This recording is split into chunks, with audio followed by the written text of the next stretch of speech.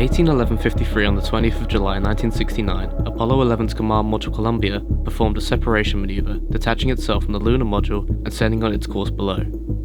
Neil Armstrong and Buzz Aldrin left behind a third member of their crew, Michael Collins. Collins' job was to remain in the Command Module and prepare to rendezvous with the lunar module once his job on the lunar surface was complete. To accomplish this, Collins would have to remain in orbit around the Moon until he returned to the landing site. This would mean Collins would have to pass from the visible light side of the Moon to the dark, where he would be completely and entirely alone. I am alone now, truly alone, and completely isolated from any known life. I am it. If a count were taken, the score would be 3 billion plus 2 over on the other side of the Moon, and 1 plus God knows what on this side.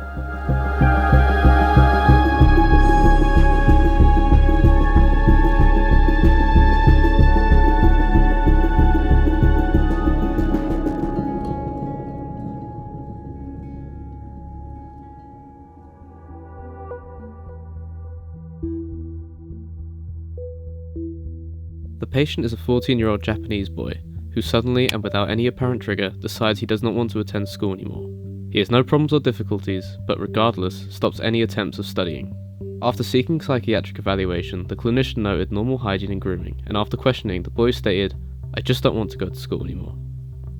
The patient attended few follow-up appointments, but thereafter remained at home. The patient would only leave home once a week on Sundays with his father to rent DVDs at a local video store. This living situation would continue on for 2 years until his time of entrance into high school, where the patient suddenly reported that he wanted to return to school. He entered a vocational school specializing in design, and since then has regularly attended classes. It is hard to define hikikomori as a psychiatric disorder, and in some cases it may be perceived as just a coping mechanism for social anxiety or other similar disorders. In Western culture, the term isolation and seclusion are commonly associated with loneliness, and likewise being referred to as a loner or a hermit can be taken as an offence in most cases. In the UK, loneliness can be seen as an epidemic, a disease that can be contracted through social ostracisation, and subsequently there have been multiple campaigns by the government and others to counteract it. So the question has to be asked, why hasn't this culture of hikikomori ever reached Western society, and why do we seem so afraid of it?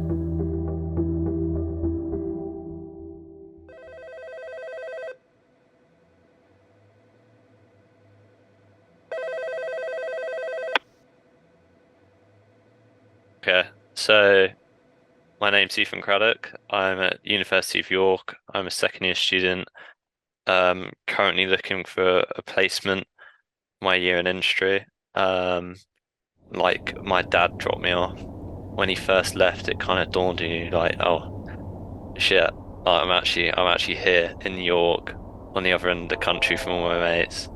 And my first impression of my flatmates was taking a couple tins of Guinness into the kitchen, and everyone's just circled around in the kitchen, and I just come through the door like, fuck, I don't want to be here. My first semester in second year, because like everyone talks about how it gets a bit rough in second year, and I just remember like, so I came back really early. I came back on the 6th September because I was going to be a stick and help out with freshers and stuff. And I just remember, so my mate James lived here and he was going out rowing every day. And I'm like, I used to be in the pool society, but I left that because I didn't like it. And a lot of the societies, the ideas of like going out every Wednesday and getting like absolutely hammered just does not appeal to me because like I've done that in freshers. I didn't want to do it again. And I just had like around 24 days where I was just like kind of by myself because it was before lectures started and stuff. And I was just like, oh damn, I wish I was at home. I wish I didn't do the stick thing. Just in your own mind, and just I was just like comfortable with it, you know? You get like imposter syndrome as well, I feel like. I like sometimes I sat in a lecture and I'm like, do I really belong here? Or in semester, someone says something and I'm like, I have no idea what you're on about. How do you know this? And I'm just sitting there like I'm an idiot. I think I suppose a good thing for like British culture is almost like, well, if you want to be friends with people, you've got to go out and see people. You can't like just sit in your room and be like, oh, do you want to just come around mine? I don't want to go out, but just come around mine. Your family or your friends will call you out and be like, hey, like, I haven't seen you for a week. What the hell are you doing? Stuff with the pandemic. I was talking to my dad, and he was saying like, oh, after COVID, people going to the pub and stuff, and they just didn't know how to like function as people in society. Like they're almost comfortable with just themselves, and then they go out, they're like, oh, I don't like this, and then maybe they're like, so I isolate myself again. Sometimes you just need a friend, if that makes sense. Like family, they're great, but sometimes you just need a mate to be like, oh, how are you doing? You know, I, I don't know how to describe it. Pull you out your funk or something.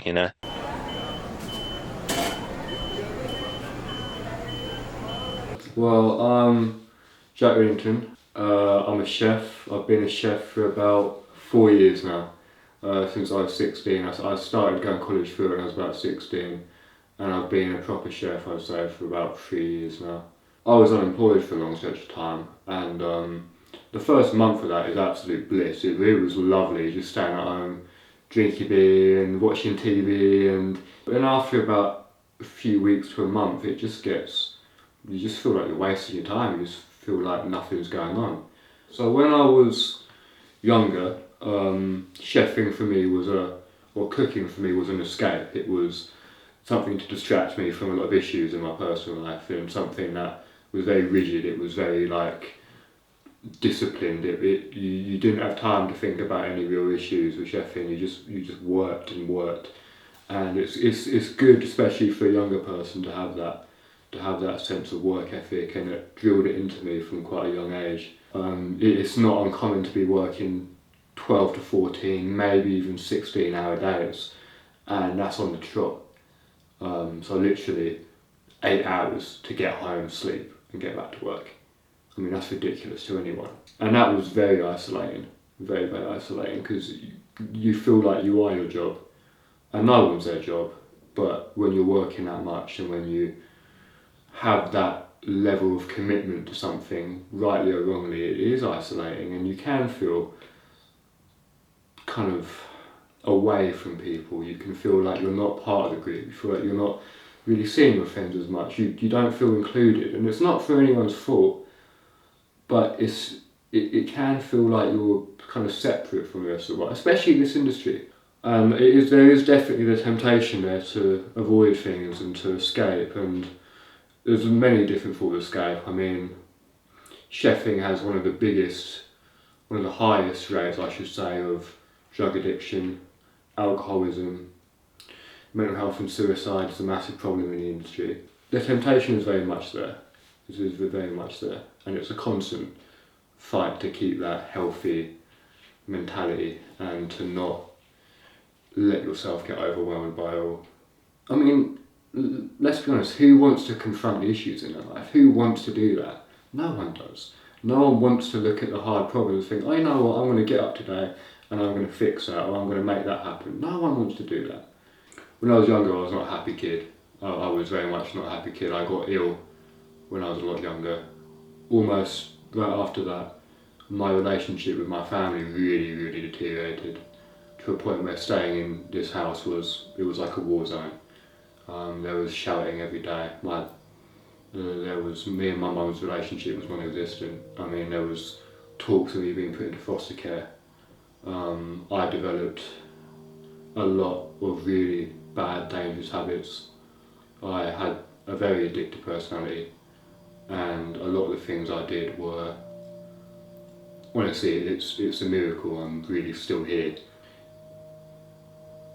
To be honest with you, the simple answer is that I fell in love with cooking from a young age. I mean, I love, there's something very special about feeding people, and not just feeding people, but learning people's tastes, constructing a dish, coming up with something that as many people like as possible, or maybe a dish that just one person will like. And that was what I fell in love with. And then when the issues really started kicking off and I started to want to make a change, it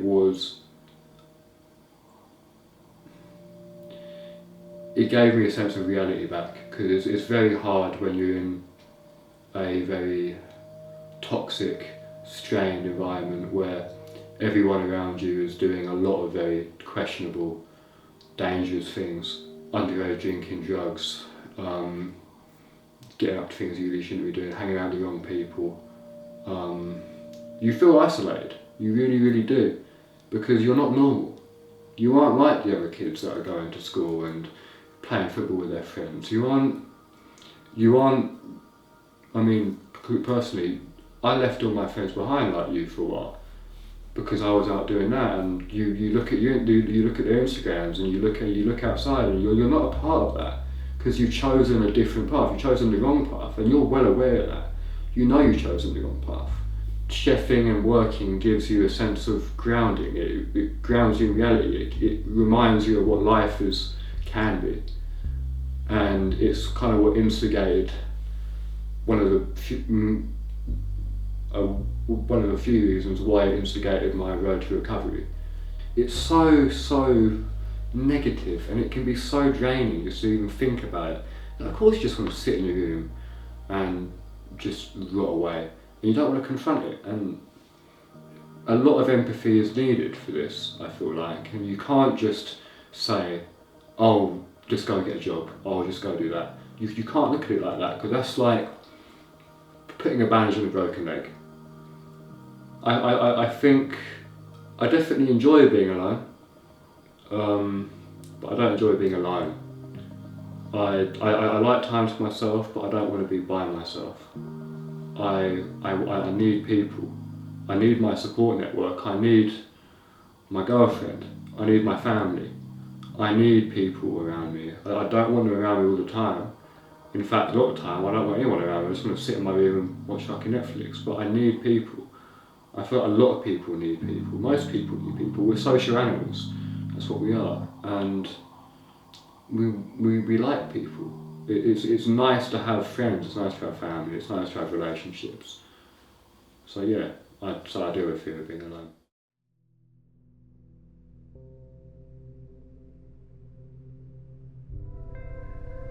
At 21:34, Apollo 11's lunar module docked with Command Module 107, and Michael Collins was reunited with the two other members of his crew.